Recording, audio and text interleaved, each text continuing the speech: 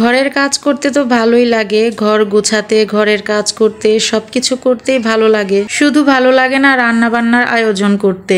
Room গোছাতে গোছাতেই আমার সময় চলে যায়। এজন্য আমি সন্ধ্যার পরে রান্নার আয়োজনগুলো করে রাখি। শাক সবজি যা পারি, মানে ঘরে যা থাকে সব কিছুই রেডি করে রাখি, কিন্তু সব সময় তো আর শিডিউল অনুযায়ী সম্ভব হয়ে ওঠে না। তো যেদিন ঘরে সবজি থাকে সেদিন তো রান্নার আয়োজন আগের দিন রাতেই করে রাখি, আর যেদিন না থাকে সেদিন তো রান্নার সময় আমার অনেকটা দেরি হয়ে যায়। তো এদিকে হচ্ছে ডাটা দিয়ে রুই মাছ রান্না করব, আর হচ্ছে উচ্ছে ভাজি করব, আর পুঁই শাক। তো এই দুইটা জিনিস কাটতে আমার অনেকটা সময় চলে যাচ্ছে। আর এদিকে হচ্ছে রাফির সাথে কথা বলছি।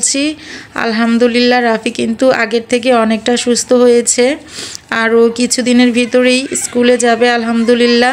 এদিকে হচ্ছে রাফি যেহেতু এখন হাঁটতে পারে, তো ও আমাকে ভিডিও করে দিচ্ছে, আর আমি হচ্ছে এদিকে সবজি কাটছি। তো সবজি আসলে আমার কাটতে একদমই ভালো লাগে না বলতে গেলে এক কথায়, কেননা যে আমি ঘর গোছাতে গোছাতে কিন্তু আমার অনেকটা সময় চলে যায়, প্রায় 11টা 11:30 বেজে যায় আমার রুমগুলো গোছাতে গোছাতেই।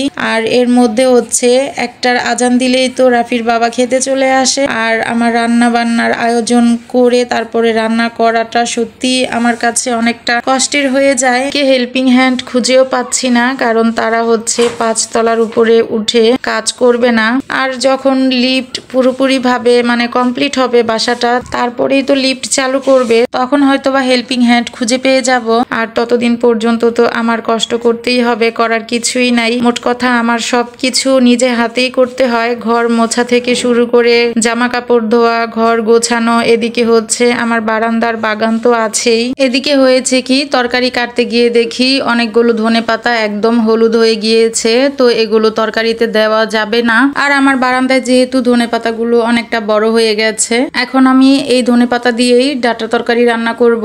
আর রুই মাছ দিয়ে যেহেতু ডাটা তরকারিটা আমি রান্না করব, ধনেপাতা না দিলে একদমই খেতে ভালো লাগবে না। আর ধনেপাতা তো এমনিতেও আমার কাছে পছন্দ। আমি কিন্তু প্লাস্টিকের একটা বড় ঝুড়িতেও ধনেপাতা লাগিয়েছিলাম, সেগুলো কিছুদিন আগে আমি সেই ধনেপাতাগুলো শেষ করে তারপরে হচ্ছে সেই ঝুড়িতে আমি আবার লাল শাক লাগিয়েছি, আর অন্য একটা ঝুড়িতে আমি আবার নতুন করে ধনেপাতা লাগিয়েছি।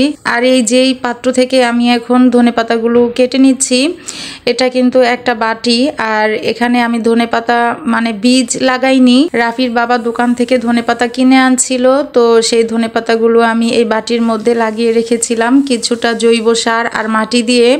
সেখান থেকে কিন্তু আমি এই ধনেপাতাগুলো কাঁচি দিয়ে কেটে কেটে রান্নাতে ব্যবহার করি, তারপরে হচ্ছে আবার হয়ে যায়, মানে আমি পুরোপুরি ধনেপাতাগুলো উঠিয়ে ফেলি না। এভাবে ধনেপাতাগুলো নিলে দেখা যায় আবার সেখান থেকেই নতুন করে আবার ধনেপাতা পাওয়া যায়। এই ছোট্ট একটা বাটি থেকে কিন্তু আমি এবার নিয়ে 2বার ধনেপাতা পেলাম। আর যখন আমার ঘরে ধনেপাতা থাকে না, আমি এখান থেকে ধনেপাতা এনে তরকারিতে দেই। তো আমার বারান্দায় কিন্তু আমি অনেক ধরনেরই শাকসবজি লাগিয়েছি, যখন বড় হবে তখন তো তোমাদের সাথে সবকিছুই শেয়ার করব। এদিকে হচ্ছে আমি পুঁই শাক ভাজি রান্না করে ফেলেছি, উচ্ছে ভাজিটাও রান্না করে ফেলেছি, সাথে ডাল রান্না করেছি। তো সব রান্না আসলে এখন আর সম্ভব হয়ে ওঠে না তোমাদের সাথে শেয়ার করার, কারণ অনেক কাজ সব নিজে হাতে করতে হয়। এদিকে হচ্ছে যখন রান্নার ভিডিও করছিলাম তখন বাড়িওয়ালা বাইরে থেকে লোক পাঠিয়েছে গিজারের লাইন ঠিক করার জন্য, তো এই জন্য আর ভিডিও করা হয়নি। তো আমার ডাটা দিয়ে রুই মাছ তরকারি রান্নাটা তোমাদের কাছে কেমন লাগলো, আর সবচেয়ে বড় কথা আমার পুরো ভিডিওটা তোমাদের কাছে কেমন লেগেছে অবশ্যই কমেন্ট করে জানাবে। ইচ্ছে করে প্রতিদিন বড় ভিডিও আপলোড করতে, কিন্তু সেটা সম্ভব হয় না।